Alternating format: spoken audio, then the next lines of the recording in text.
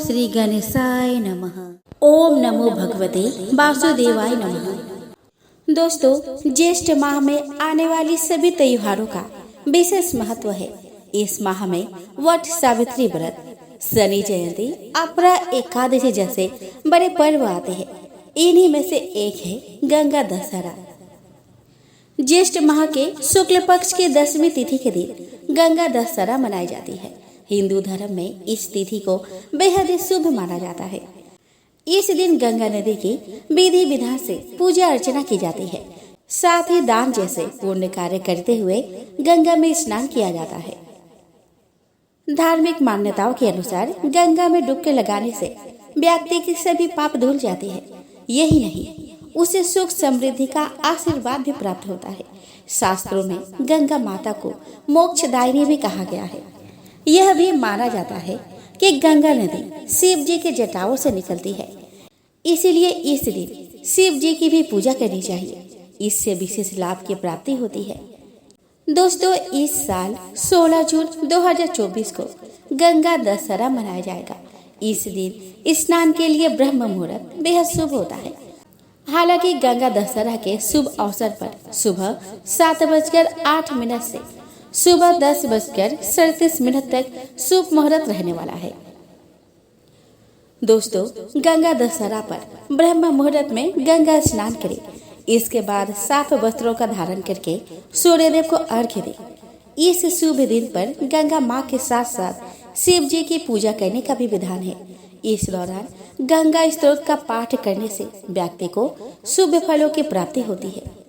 पूजा के बाद आप जरूरतमंद लोगों को दान कर सकते हैं। तो दोस्तों, गंगा दशहरा पर सफेद वस्त्रों का दान करना चाहिए। मान्यता है कि इन चीजों का दान करने से धन में वृद्धि होती है।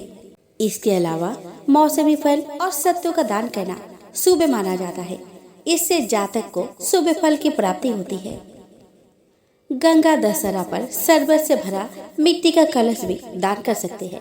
इससे इंसान को सभी पापों से मुक्ति मिलती है और मृत्यु के बाद मोक्ष की प्राप्ति होती है। श्रद्धा अनुसार धन और अन्य का भी दान करना चाहिए। सुहागिन महिलाओं को श्रृंगार की चीजें दान करें। मान्यता है कि इन चीजों को दान करने से माँ लक्ष्मी की कृपा प्राप्त होती है और वैवाहिक जीवन खुशहाल रहता है। दोस्तों, गंगा स्नान करने से सुख समृद्धि का आशीर्वाद मिलता है। माना जाता है कि इस दिन गंगा स्नान करने से 10 पाप नष्ट हो जाते हैं।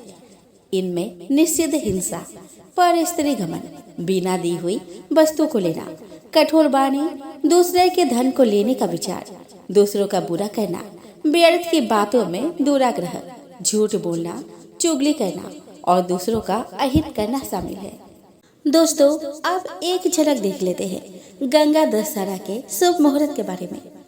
दोस्तों, पूजा का शुभ मुहूर्त रहेगा सुबह 7:08 से सुबह 10:37 तक।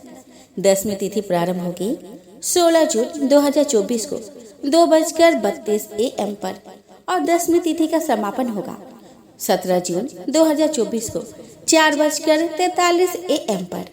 हस्त नक्षत्र प्रारंभ होगा 15 जून 2024 को 8:14 AM पर और हस्त नक्षत्र समाप्त होगा 16 जून 2024 को 11:13 AM पर। व्यतिपाग योग प्रारंभ होगा 14 जून 2024 को 7:08 PM पर और व्यतिपात योग समाप्त होगा 15 जून 2024 को 8:11 PM पर। आइए दोस्तों, अब इस दिन के कुछ शुभ और अशुभ मुहूर्त के बारे में जान लेते हैं। तो दोस्तों, 16 जून को सूर्य उदय होगा 5:45 AM पर और सूर्यास्त जाएगा 7:10 PM पर। चंद्र उदय का समय रहेगा 16 जून 2:09 PM पर और चंद्रास्त का समय रहेगा 17 जून को 1:56 AM पर।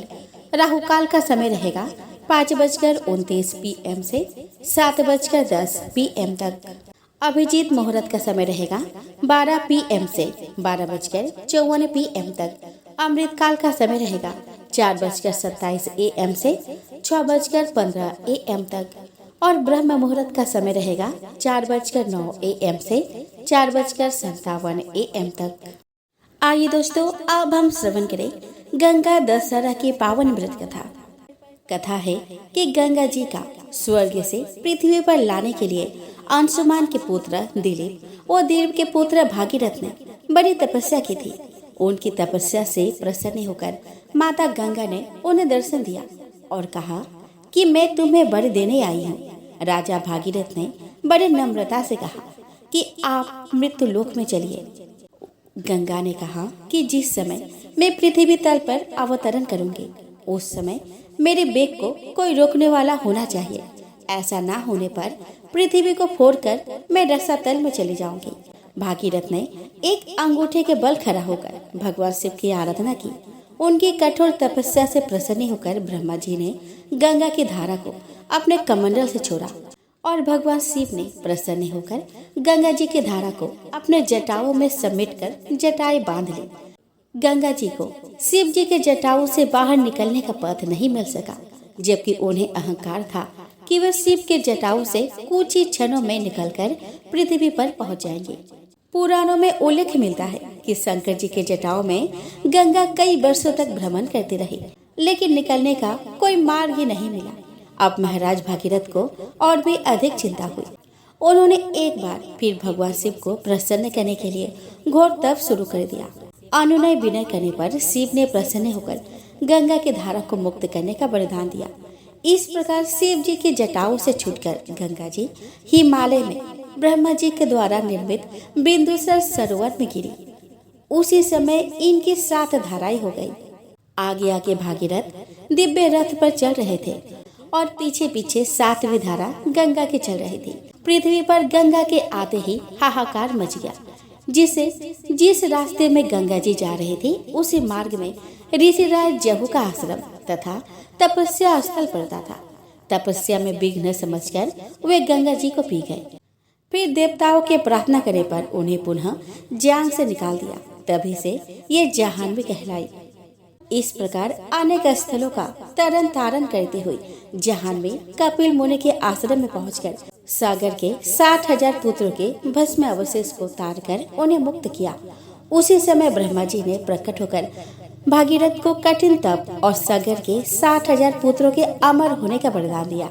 साथ ही यह भी कहा कि तुम्हारे ही नाम पर गंगा जी का नाम भागीरथी होगा। अब तुम अयोध्या में जाकर राजकाज संभालो। ऐसा कहकर ब्रह्मा जी अंतर्ध्यान हो गए। इस प्रकार भागीरथ पृथ्वी पर गंगा अवतरण करके बड़े भाग्यशाली हुए।